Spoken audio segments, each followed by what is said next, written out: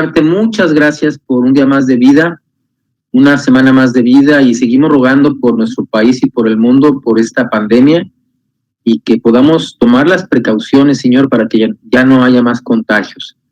Ayúdanos, Señor, y también ayúdanos en esta clase. En Cristo Jesús, amén. Bueno, vamos a repasar el versículo de la semana pasada, lo tenemos acá, y nos vamos a dar también a la tarea de escribir el versículo para esta semana.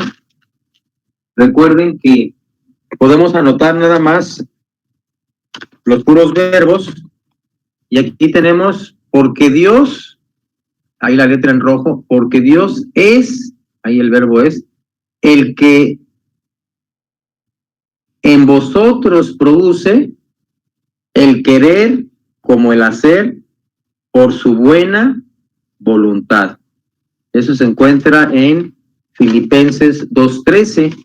Y ahora nos toca Romanos capítulo 12, realmente es un versículo, mis hermanos, no sé cuántas predicaciones he oído de este versículo, y es maravilloso este versículo. Son los versículos que de veras, bueno, toda la Biblia vale la pena memorizar, pero estos versículos, digamos, son claves para la vida y para la vida cristiana. Dice Romanos 12, seguramente usted ya lo tiene de memoria, pero si acaso no lo tiene, lo vamos a escribir. Recuerden las puras letras. Romanos capítulo 12, versículo 1, dice así, 1 y 2. Así que, hermanos, os ruego por las misericordias de Dios, que presentéis vuestros cuerpos en sacrificio vivo, santo, agradable a Dios, que es vuestro culto racional. Vamos a poner las puras letras y vamos a tratar de ya de irlo memorizando. Ustedes, si alguien se anima a decirme el versículo de Filipenses 2:13, acuérdense, y se puede ayudar con el dibujito, si lo quiere, se lo pongo aquí, mis hermanos, porque Dios es el que en vosotros produce el querer como el hacer por su buena voluntad. Ahora tenemos Romanos capítulo 12, versículo 1. Así que, hermanos,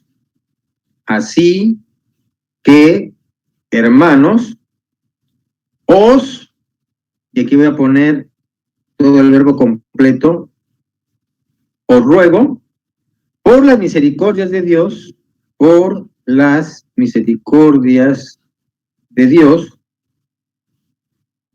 que, y todo el verbo completo, presentéis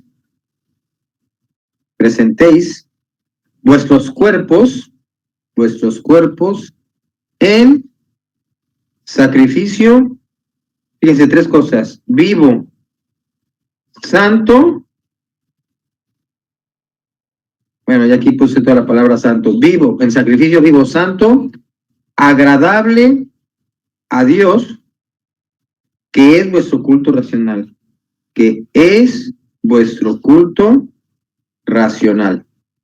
Y luego sigue el versículo 2, no os conforméis a este siglo, no os conforméis a este siglo, sino transformaos por medio de la renovación, transformaos por medio de la renovación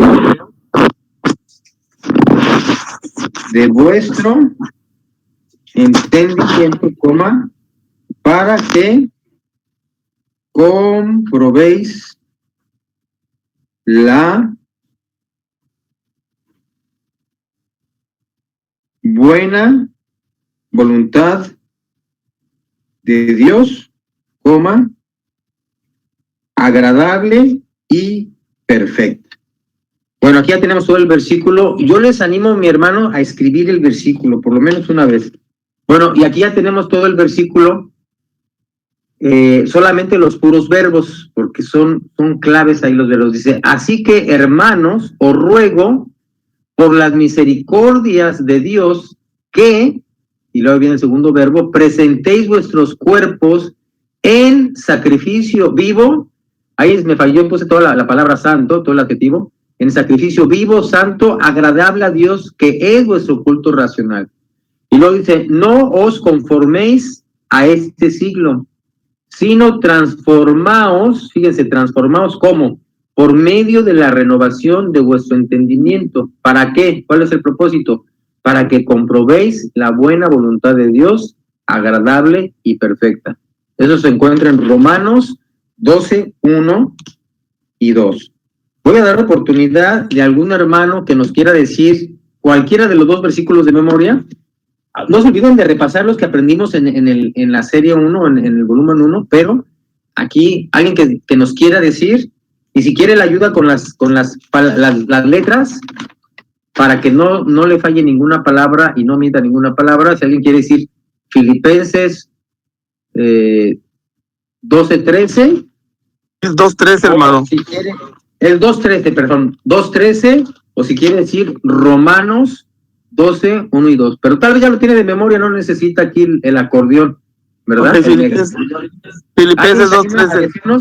Filipenses 2:13. ¿Cómo en vosotros, tanto el querer como el hacer por su buena voluntad? Ah, ok. Bueno, yo creo que esa es otra versión, ¿verdad? Pero es la misma verdad en otras palabras o un pequeño. ¿Si es otra versión, hermano, o es Reina Valera 60? Creo que es Reina Valera. ¿Actualizada o 60? Porque no me acuerdo. 60, aquí hay que ponerle 60, bueno, se me olvidó ponerle 60, es okay. Porque Dios es el que produce en vosotros el querer como el hacer por su buena voluntad. Por su buena voluntad. Muy bien, mi hermano, felicidades. Y en esta semana van a ver ustedes, los que tienen el libro, van a ver un capítulo muy interesante. La primera lección fue haciendo la voluntad de Dios. Pues realmente es todo un desafío, ¿no? Hacer la voluntad de Dios fue el primer estudio. Y luego viene la segunda semana, que es la que ustedes van a estar estudiando para esta semana. Esto sería como una especie de definición. Es renueve su mente. Renovar la mente. Y por eso nos da este versículo para memorizar para la semana, Romanos 12, 1 y 2, donde en el versículo 2 dice, sino transformaos por medio de la renovación de vuestro entendimiento. Entonces la mente aquí, hermanos, juega un papel sumamente importante. La mente. Yo no sé si podríamos, alguien decía que el lenguaje es el espejo de la mente. Voy a anotarlo aquí como un apartado número 8. El lenguaje es el espejo de la mente. ¿Por qué decían esto esa persona? El lenguaje es el espejo de la mente. Porque de lo que estamos hablando es lo que estamos pensando normalmente. ¿Cómo? Que es muy fácil distraerse, les voy a decir por qué. Porque la velocidad en que la mente procesa la información que estamos oyendo es mucho más rápida que la velocidad de escuchar, o de oír, o de hablar. De hecho, en algunos comerciales, si se dan cuenta, ponen rápido el anuncio y lo dicen así rápidamente, ¿verdad? Permiso de gobernación, rapidísimo, y se alcanza a oír, usted lo alcanza a oír y lo alcanza a procesar. Pero el que lo está diciendo está hablando rapidísimo. Yo recuerdo una amiga, hablaba rapidísimo, parecía ametralladora, ¿verdad? O sea, decía, a ver, espérate, dímelo más despacio porque lo estás diciendo muy rápido y no sé si te estoy captando todo. Pero aunque hablaba muy rápido, es la única persona que yo conozco, que yo recuerdo, que tiene esa peculiaridad de hablar sumamente rápido. Pero aunque hablaba muy rápido, sí, ya uno se acostumbraba a la velocidad de su voz y alcanzaba a procesar todo lo que te decía. Pero eso es el problema en las predicaciones, mis hermanos. Uno de los grandes problemas que el predicador y que la audiencia enfrenta es que el que está predicando, tú puedes estar escuchando lo que la persona está predicando, o en este momento me puedes estar escuchando a mí, y me estás escuchando y estás procesando la información, y simultáneamente estás pensando en otra cosa. O inclusive me estás escuchando y alguna declaración que yo digo te hace pensar inmediatamente en otra declaración que complementa o que contradice lo que yo estoy diciendo, Y me estás escuchando y a la vez estás pensando. ¿Por qué? Porque tu velocidad de procesar la información que oyes es mucho más rápida que la velocidad de la voz, que la velocidad del hablar. Entonces, por eso es tan fácil distraerse en las predicaciones, en los sermones. Ahora, yo lo que hago para no distraerme tanto es lo que estoy escuchando, lo estoy escribiendo. Y cuando estoy escribiendo, sigo escuchando al predicador, pero estoy escribiendo. A veces escribo textualmente como lo dice, a veces lo mismo que él dice, pero en otras palabras, pero tener la idea general. Y eso me ayuda mucho a mí a aprender y a fijar más la predicación, a retener la predicación. En una de las parábolas de nuestro Señor Jesucristo, recuerda, Marcos capítulo 4, y usted lo va a recordar, Marcos 4, porque habla de 4 terrenos, 4 tipos de tierras, Marcos 4. Pero si no le gusta leer esa parábola en Marcos 4, o le gusta más, los detalles que se dan, está en Lucas, y el doble de 4 es 8, entonces, en Marcos 4, pues es fácil recordar, pues son 4 terrenos. Y en Lucas, que es el doble, luego sigue el Evangelio de Lucas, es Marcos, en Lucas capítulo 8 están los 4 terrenos. Y es interesante que ahí se menciona esa de la buena tierra, son aquellos, dice que con corazón bueno y recto, retienen la palabra oída, retienen la palabra oída y dan fruto con perseverancia. Déjeme leérselo textualmente, es Marcos 4, está ahí uno, pero aquí en Lucas, es la misma parábola, pero es Lucas 8, o sea, el doble son 4 terrenos. Y dice, en Lucas 8, dice el versículo 15, mas la que cayó en buena tierra, estos son los que con corazón bueno y recto retienen la palabra oída y dan fruto con perseverancia. 2 características. Número 1, su corazón, su actitud de su corazón, pero les permite retener la palabra oída, retenerla. Y porque retienen esa palabra oída, luego dice, la segunda cosa es, dan fruto con perseverancia.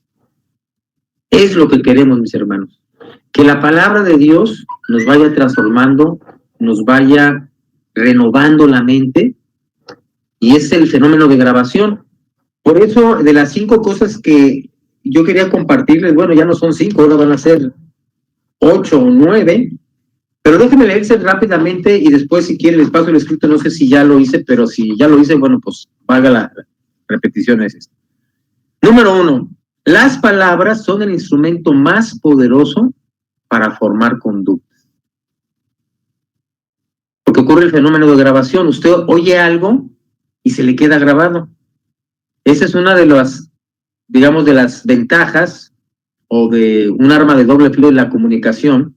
Los expertos de la comunicación hablan de que sucede el fenómeno de grabación y cuando tú oyes algo, se queda grabado en la mente de la persona. Si dijiste algo bueno, pues se queda grabado. Pero si dijimos algo malo y que lastimó a una persona y la ofendimos, también se le queda grabado. Por eso el autor de Proverbios nos invita, y vean ustedes, lean en este mes Proverbios, un proverbio para cada día. Por ejemplo, hoy yo leí Proverbios 10. ¿Cuántas veces se hace referencia a la lengua? A la lengua, a la lengua, a la lengua, tener cuidado con esas palabras. Dice que las palabras de los sabios son como encinas, pero hay las palabras de ciertos hombres que son como golpes de espadas. Entonces nosotros tenemos que tener mucho cuidado, mis hermanos, con nuestras palabras, sobre todo nosotros como esposos, porque luego decimos cosas. Por eso dice el libro de Efesios y Colosenses, bueno, creo que Colosenses, que no seamos ásperos los esposos, porque a veces con nuestras palabras podemos ser muy ásperos y lastimamos y raspamos, somos como lijas, ¿verdad?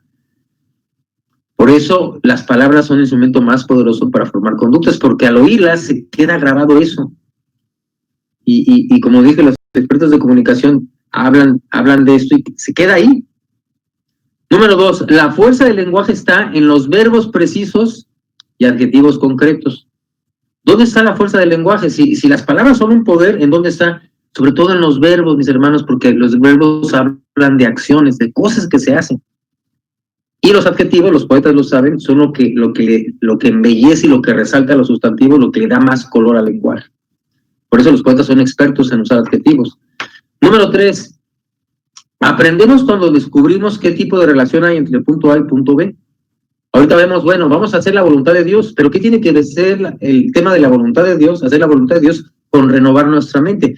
Tiene que ver mucho, mis hermanos, porque dice ahí, transformados por medio de la renovación de su entendimiento para que comprobéis, ¿qué cosa? La buena voluntad de Dios agradable y perfecta.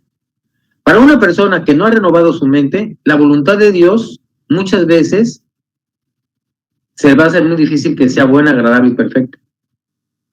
Les doy un ejemplo. Cuando mi papá me regaló mi Biblia, la primera Biblia que yo tuve, ¿sabe qué hice yo con la Biblia?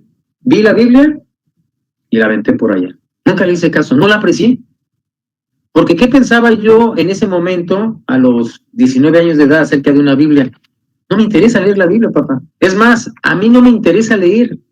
Yo antes de ser cristiano, no leía mucho. Me costaba mucho leer, el hábito de lectura era realmente algo que no tenía. El hábito de lectura comenzó con la Biblia. Y conozco un hermano en Puebla, conocí un hermano en Puebla Unider, él aprendió a leer la Biblia a sus 60 años de edad.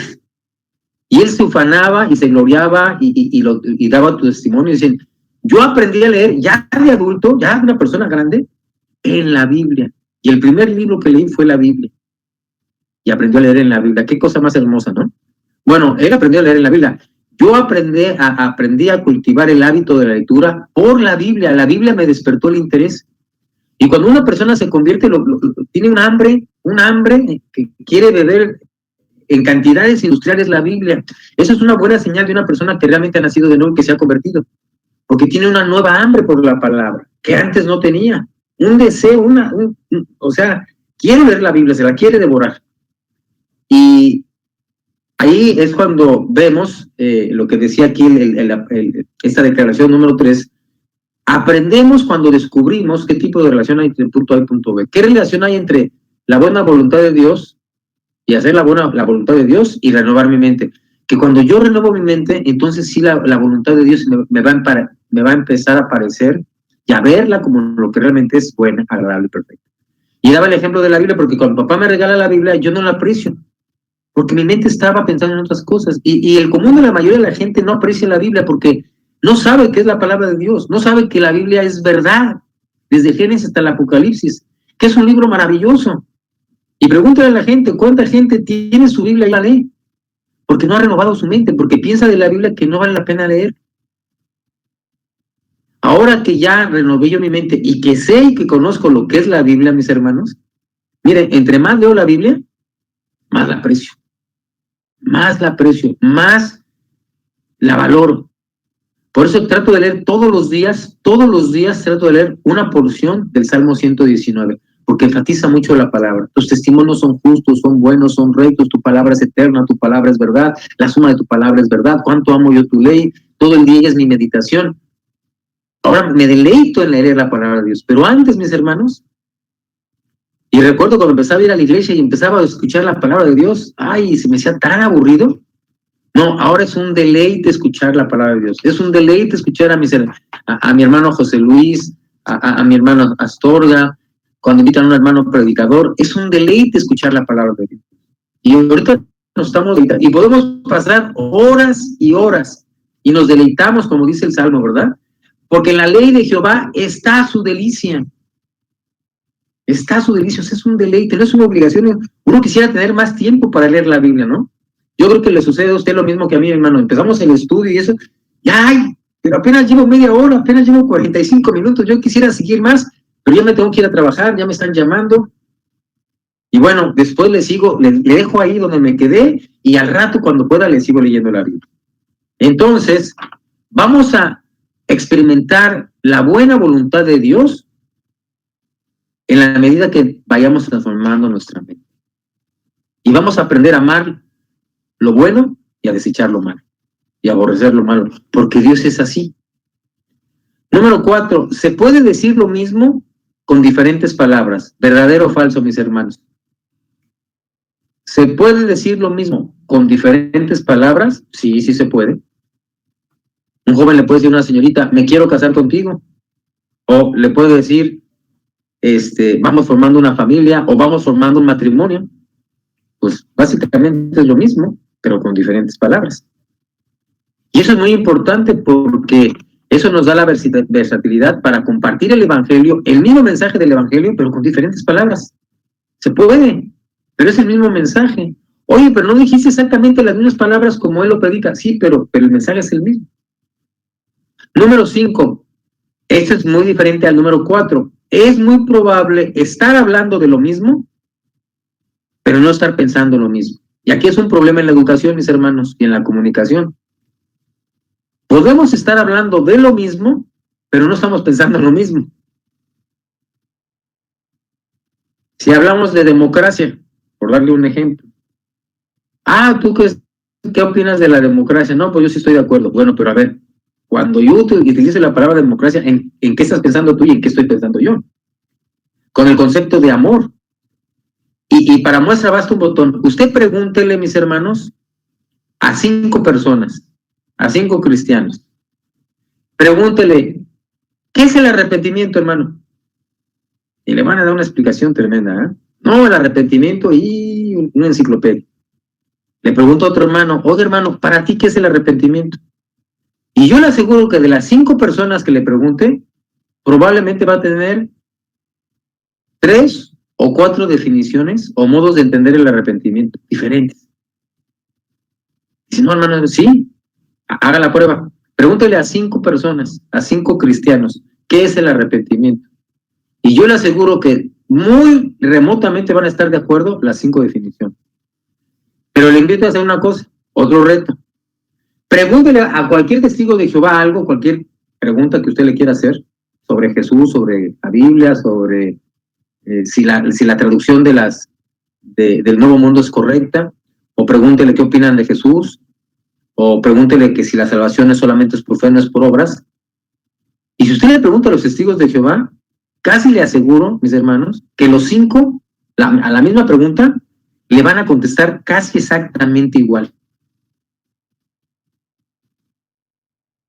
Y si no me cree, haga un día la prueba. Son los únicos que de veras le responden a la misma pregunta casi exactamente igual. No con las mismas palabras, pero la misma respuesta. Pero eso no ocurre a veces entre nosotros.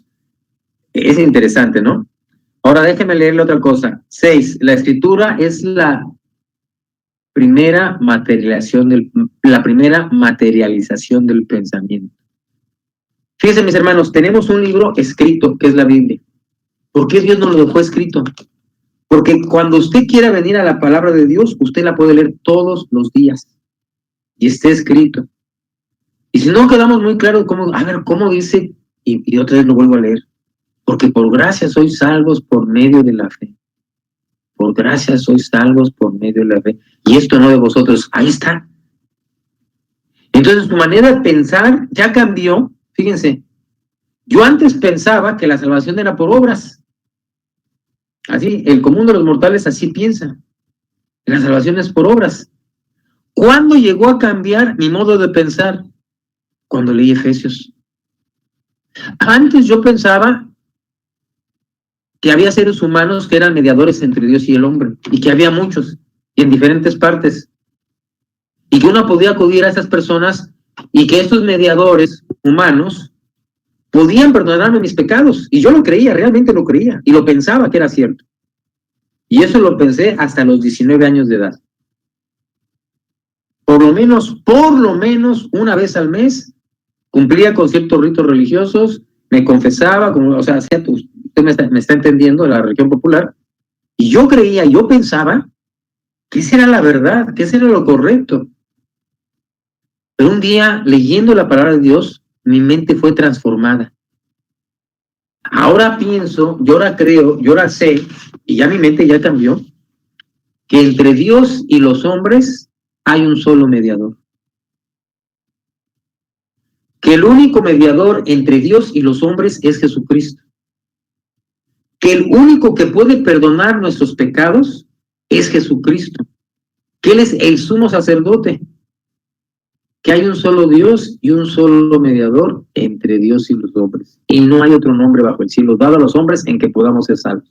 Mi mente ya cambió. Mi mente fue renovada. Si antes pensaba que la salvación era por obras, ahora sé que la salvación es solamente por la fe. Por gracia sois salvos por medio de la fe, y esto no de vosotros. Aún la fe que ejercí para ser salvo es un regalo de Dios. Entonces mi mente ha ido cambiando en la medida que me expuse a la palabra de Dios. Mi mente ha ido cambiando y cambiando y cambiando en muchos aspectos. En otros aspectos mi mente no ha cambiado. No he tenido, por así decirlo, que renovarla, porque lo que pensaba antes se vino a confirmar con lo que dice la palabra de Dios. Entonces, hay cosas que sí tenemos que ir renovando. Pero, por ejemplo, el común de los mortales, la mayoría de las personas creen, allá afuera creen, que tienen que portarse bien para irse al cielo. Así piensan, así pensamos tú y yo. Pensamos que además de Jesús hay otros mediadores, muchos mediadores. Que Jesús no es el único, es uno entre varios. Que la palabra de Dios, bueno, ¿por qué tiene que ser la autoridad y lo máximo? No, hay otros libros y mejores que la Biblia. ¿Se da cuenta? Entonces, el venir a la palabra de Dios nos confronta a nuestros pensamientos, a ideas, y muchas de esas ideas tendrán que salir. Por ejemplo, otra renovación de mi mente. Yo antes de ser cristiano, si me paraba un policía, me era muy fácil sacar la cartera. Cuando me pedían la licencia, a ver, joven, su licencia. Entonces, junto con la licencia, pues ya le daba un billete pues de 50 pesos, ¿verdad? Digo, tampoco le voy a dar 100 o 200 o 1000 pesos. No, pues. Soy feo, decía yo, pero no tonto. Entonces, pues, yo agarraba y abajo del... si no alcanzaba a sacar el billete, le decía, oiga, oficial, ¿cómo nos arreglamos, oficial? Usted dígame. No, ¿por qué quiere decir? Pues eso, oficial, ¿cómo nos arreglamos? ¿Cómo nos podemos arreglar? No, señor, no le entiendo. Bueno, ¿cuánto quiere que le dé? Mira, ahorita traigo 50 pesos. Es más, traigo 100, no traigo más. ¿Qué le parece? Nos arreglamos. Que tenga buen día, mi amigo. Váyale bien. Y yo me sentía tranquilo. Yo me sentía bien. Yo no me sentía mal. Me da pena decirlo, mis hermanos, pero así fue. Yo no hice servicio militar. ¿Sabe por qué no hice servicio militar? Porque no quería hacer servicio militar. Y había militares que se prestaban a decir, bueno, si usted le da tipo, una mínima cantidad, me da cierta cantidad, pues yo le ayudo, le doy su cartilla liberada y usted no tiene que ir a hacer servicio ni presentarse. Simplemente por una módica cantidad, ya está su cartilla liberada. No hay ningún problema.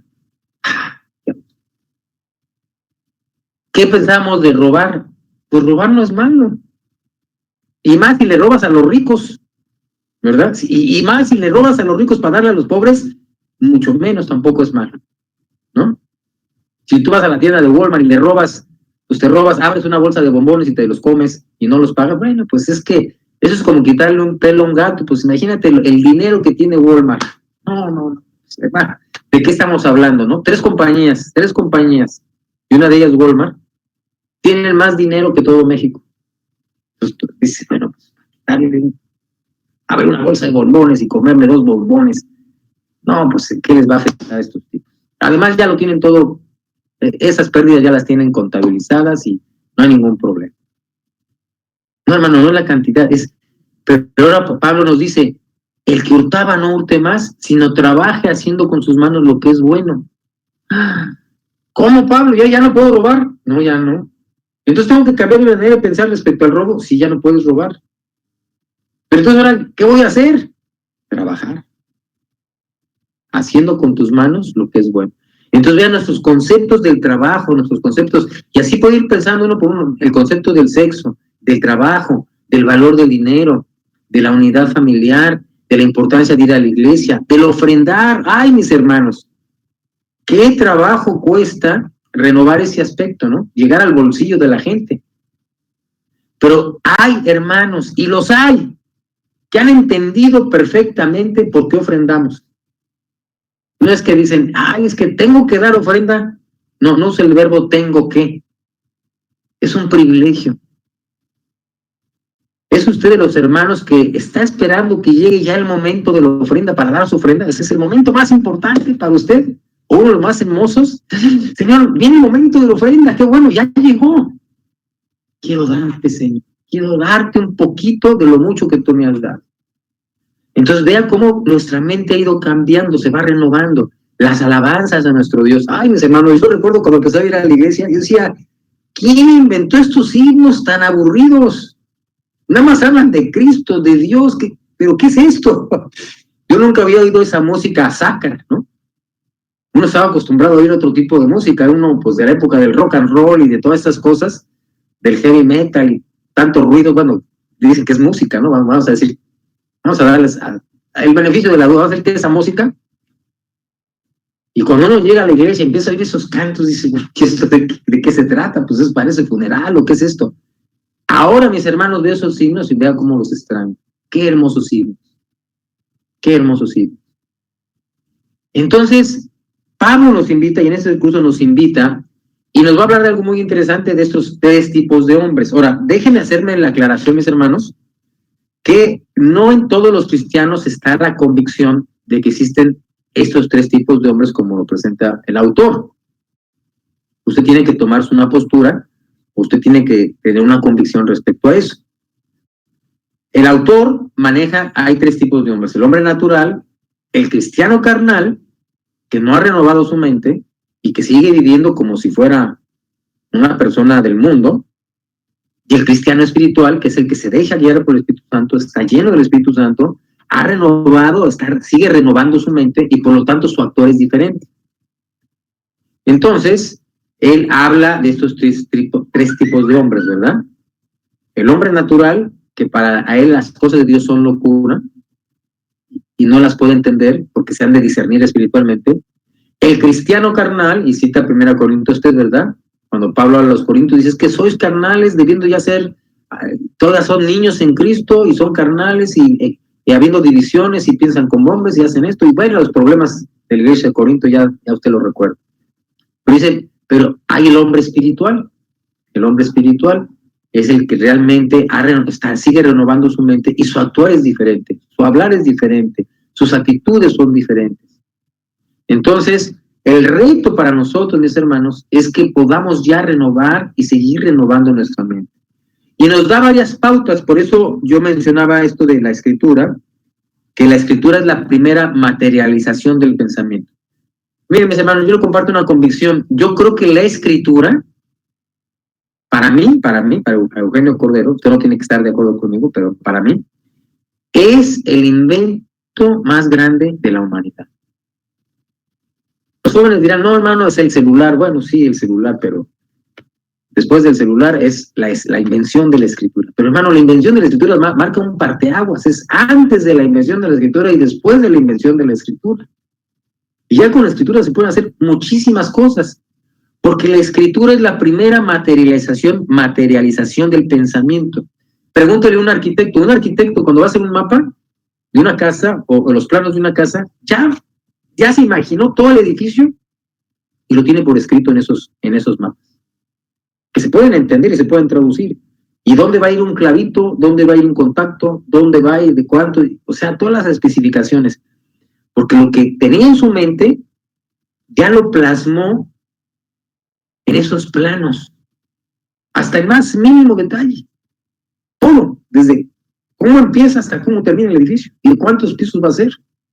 Vea usted ahora, vaya por un poco, bueno, no ahorita en la pandemia, pero cuando usted ha ido por las zonas de Monterrey, por las áreas del centro, y están haciendo cada edificio enorme, ¿no? Donde había un edificio de una o dos, tres plantas, máximo 4, ahora ya son edificios que están construyendo enormes. Y yo creo que en poco tiempo van a ser mucho más altos, edificios mucho más altos. El que está haciendo ese edificio, para hacer ese edificio, alguien lo tuvo que haber pensado. Y primero lo pensó y luego lo plasmó por escrito. Y ahora sí es una realidad. Por eso la escritura es la primera materialización del pensamiento. Ahora, ¿y qué es leer? Porque si algo se escribe, se puede leer. ¿Sí? ¿Qué es leer? Le doy una definición que encontré por ahí de lo que es leer. Leer es pensar con la mente de otro.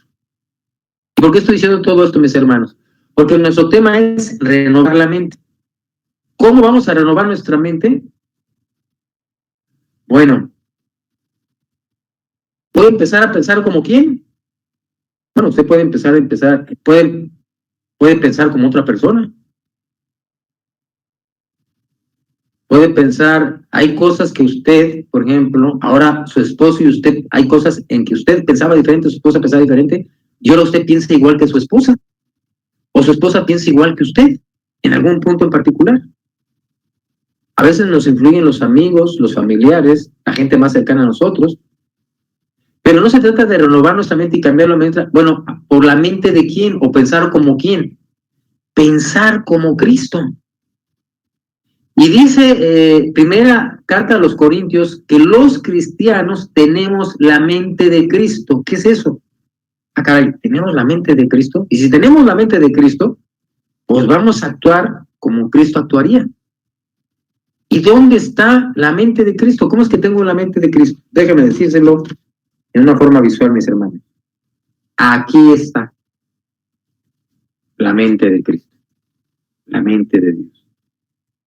Porque si esto es palabra de Dios, mis hermanos, y lo es, desde la primera letra del Génesis hasta la última, 3.566.480 palabras.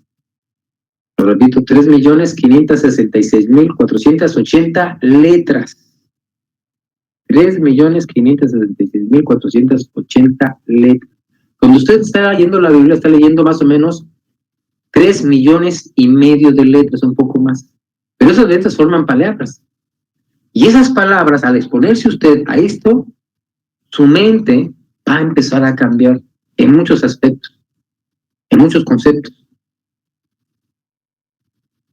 Entonces, al leer la palabra de Dios, estamos pensando como Dios piensa. ¿Qué piensa Dios acerca de la mentira? ¿Qué piensa Dios acerca del robo? ¿Qué piensa Dios acerca de las borracheras ahora que viene Navidad? Bueno, se dice, bueno, ¿qué piensa mi compadre acerca de las borracheras, él que no es cristiano? No, pues que esa es pura vida. Pero no voy a pensar como mi compadre, o mis vecinos, o mi jefe. ¿Qué piensa mi jefe acerca de la deshonestidad? Y de hacer ciertas cosas así medio oscuras, grises, muy negras. No, pues no hay ningún problema, todo el mundo lo hace. Además estamos en tiempo de pandemia y bueno, pues hay que hacer algo, porque pues tenemos que hacer algo y si está medio mal, bueno, pues no importa. Y además todo el mundo lo hace. Y además nadie lo va a saber. Bueno, ¿qué dice la Biblia acerca de la honestidad, de la integridad? Entonces, cuando usted lee la Biblia, si es palabra de Dios, está pensando con la mente de Cristo, está leyendo los pensamientos. Y se está transformando y me estoy transformando a leer la palabra de Dios todos los días. Y esa transformación, por eso decía, las palabras son el instrumento más poderoso para formar conducta. Si no me cree, vayas al capítulo 3 de Génesis, donde un ser maligno, con puras palabras, engañó a una mujer, la hizo pecar, y luego esa mujer, que le ofreció a su marido, lo hizo pecar. ¿Dónde comenzó todo? Empezó con una conversación. Con que Dios ha dicho, no comáis de todo árbol del huerto, comenzó con una conversación. Y esas palabras que Satanás dijo a Eva, esa serpiente antigua, con que Dios ha dicho, fíjense, Satanás no es ateo. Satanás no es ateo, Satanás cree en Dios.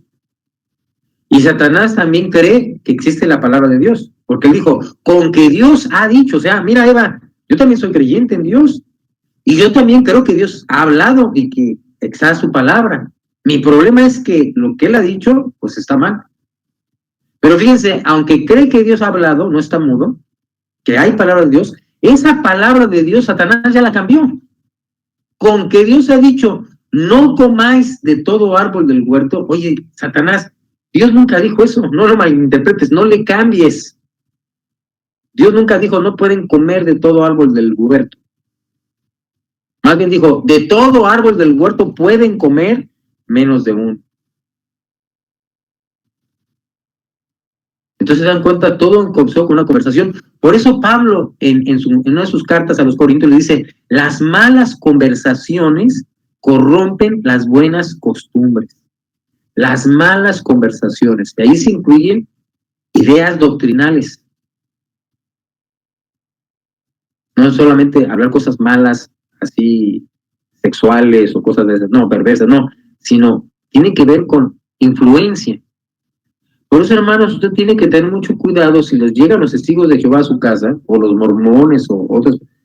Bueno, usted les abre, los invita a su casa a pasar, tómense un café, vamos a platicar, a ver, cuéntenme ustedes qué creen, todo. Mire, normalmente ellos no le van a escuchar a usted, más bien ellos quieren ser escuchados y van a influir. Y una manera en que ellos influyen, y si no me cree, ¿sabe qué es lo que hacen ellos? Ellos creen en eso que estoy diciendo, que las palabras son el instrumento más poderoso para formar conductas.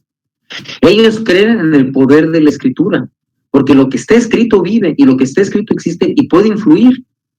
¿Y sabe cómo han influido a miles y a miles y a miles de personas? Por la letra impresa.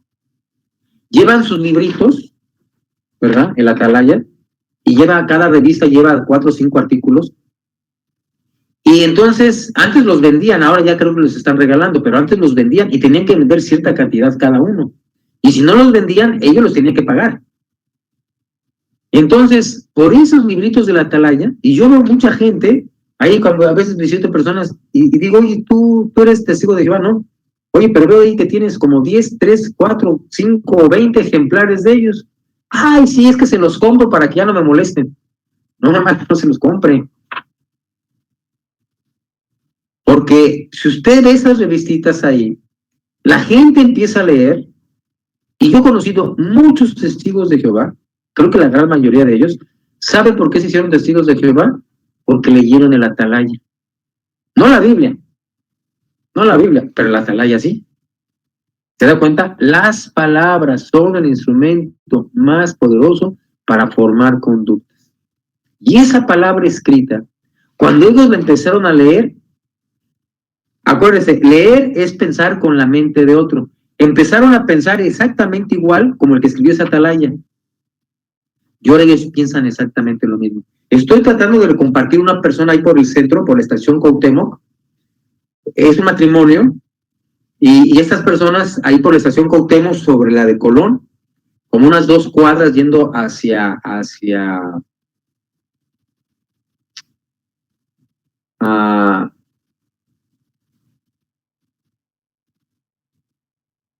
pues, ¿qué puedo decir? Hacia el oriente, hacia así.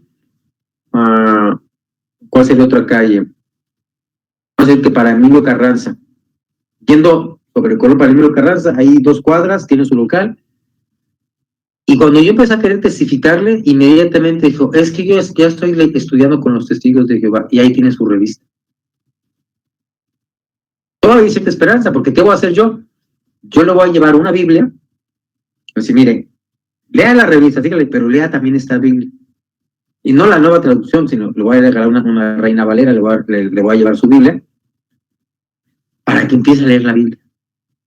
Porque yo sé que es la única esperanza, mis hermanos, de que si él empieza a leer la Biblia y deja de leer el atalaya, el Espíritu Santo va a tomar esa palabra y la puede convencer ahora de que Jesucristo efectivamente es el eterno Hijo de Dios, que murió por nosotros, y que hay un Dios trino, Dios Padre, Dios Hijo y Dios Espíritu Santo.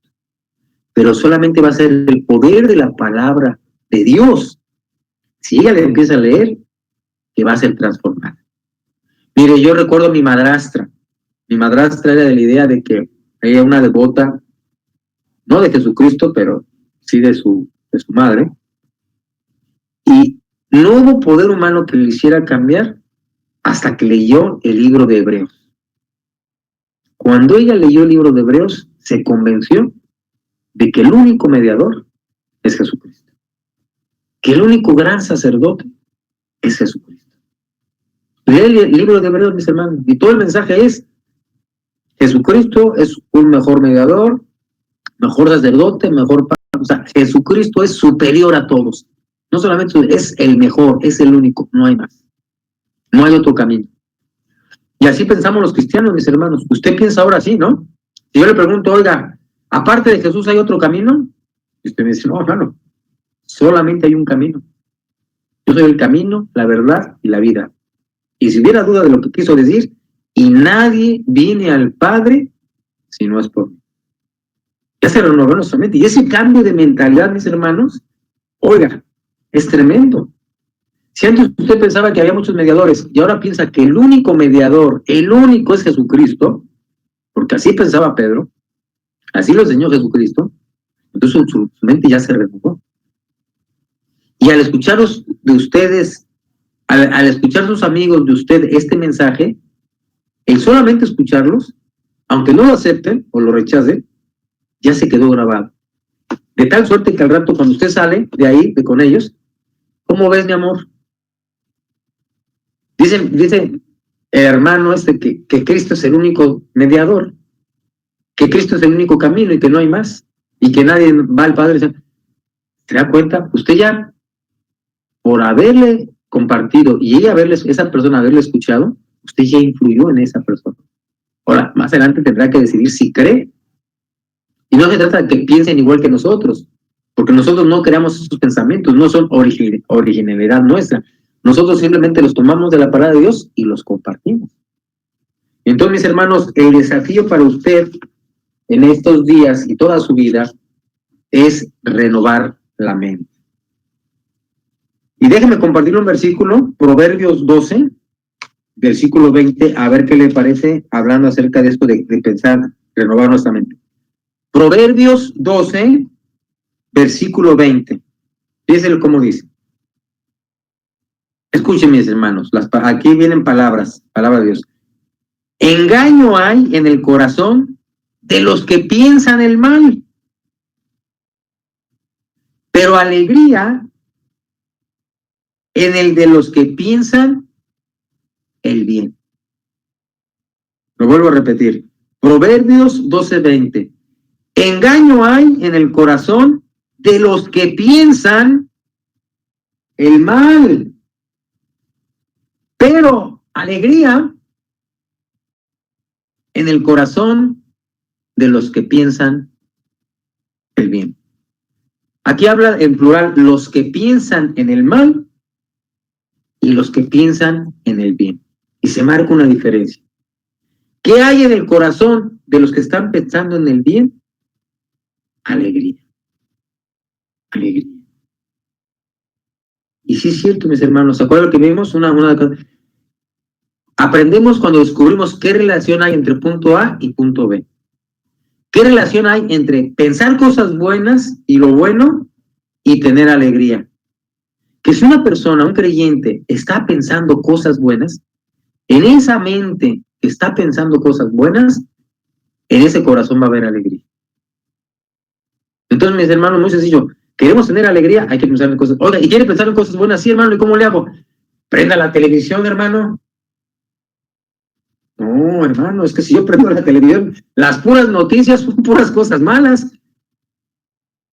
Pues la mayoría, ¿verdad? Dan 20 noticias malas y una buena. Y esa buena que dan no le beneficia a usted. Entonces, pues ¿de qué sirve, verdad? Si usted no se siente deprimido, si usted puede dormir tranquilamente, si usted realmente quiere sentir una dosis de adrenalina, prenda las noticias y vea todo el mal que está ocurriendo en nuestro mundo. Asesinatos, violaciones, muertes, robos, bueno, ya está en las mejores colonias, no importa dónde vive usted. No, pues está pensando en eso. Pero si usted quiere pensar en cosas buenas, y yo quiero pensar en cosas buenas, bueno, podemos ir a la palabra de Dios. Y en el corazón de los que piensan el bien, a ver, alegría. Pero engaño en el corazón de los que piensan el mal. Fíjense, los que piensan el mal. Hay mucha gente que piensa en el mal. Y es triste decirlo, mis hermanos, pero ya lo compartí una vez en una predicación, pero lo comparto. El Salmo 10. Agárrense, mis hermanos, porque este versículo, pues si se lo leo, ya es bajo su responsabilidad cómo se va a sentir. Pero es el Salmo, capítulo 10. Es un salmo que a mí, un versículo que me hace casi llorar, me da mucha tristeza, pero bueno, es parte de la palabra de Dios. Pero Salmo 10, versículo 4. Fíjense lo que dice el Salmo 10:4. Salmo 10:4. El malo, por la altivez de su rostro, no busca a Dios. No hay Dios en ninguno de sus pensamientos. Lo repito, no hay Dios en ninguno de sus pensamientos. Piensen lo bueno. Si no hay Dios en ninguno de sus pensamientos, hay gente, mis hermanos, que hoy se levantó, ya pasaron casi, ya van a ser las 9, y desde que se levantó hasta este momento, ni siquiera se acordó de Dios, ni por error. Y mañana va a ser lo mismo. Y pasado mañana va a ser lo mismo, y el domingo va a ser lo mismo. Y va a pasar toda una semana sin haber pensado una sola vez en Dios. Y luego van a ser un mes, y luego 2 meses, y luego 3 meses. Y aunque sea Navidad, no va a pensar en Dios. Hay gente así, mis hermanos. No hay Dios en ninguno de sus pensamientos. Entonces, ¿qué hay? Entonces, ¿en qué piensa?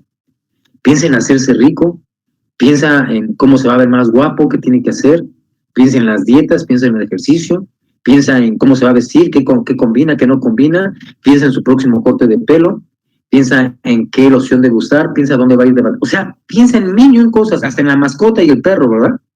Se acuerda más del perro que de Dios. Y adora más a su perro que a Dios. Pero no hay Dios en ninguno de sus pensamientos. Y yo pregunto, ¿eso podrá ocurrirnos a nosotros los cristianos? Que desde que nos levantamos hasta que nos acostamos, no me acordé de Dios.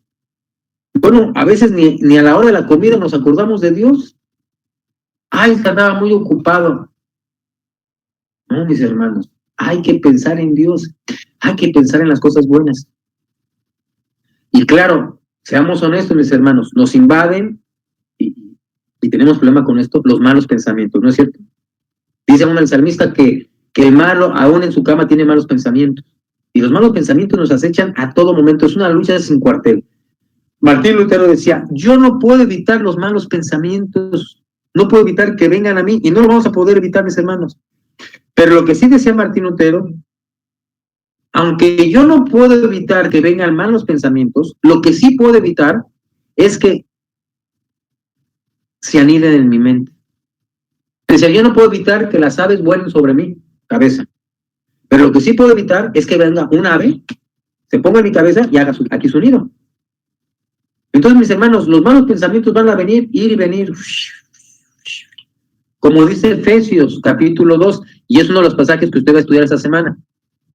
Dice, y Él os dio vida a vosotros cuando estabais muertos en vuestros delitos y pecados, en los cuales anduvisteis en otro tiempo, siguiendo la corriente de este mundo, conforme al príncipe de la potestad del aire, haciendo los pensamientos y la voluntad de la carne.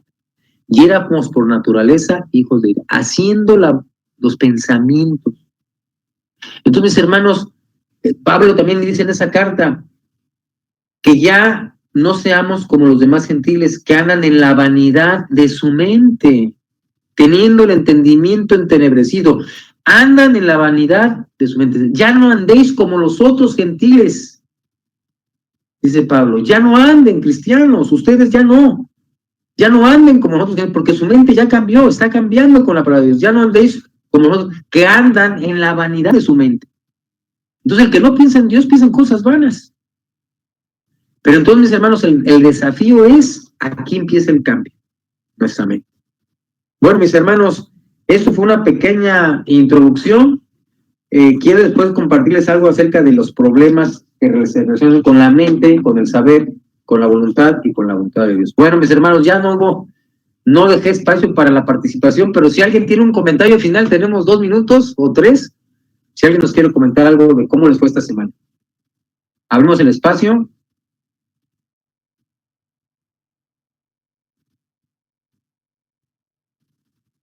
A alguien que nos quiera comentar de la semana, de la lección de esta semana, qué le tocó su corazón, qué fue un desafío en cuanto a la voluntad de Dios.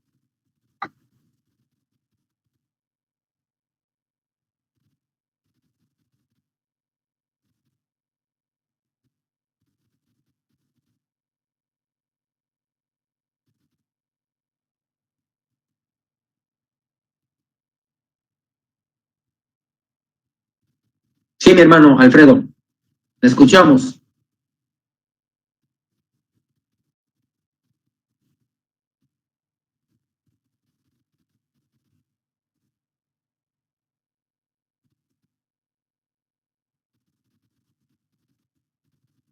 No le oímos, mi hermano.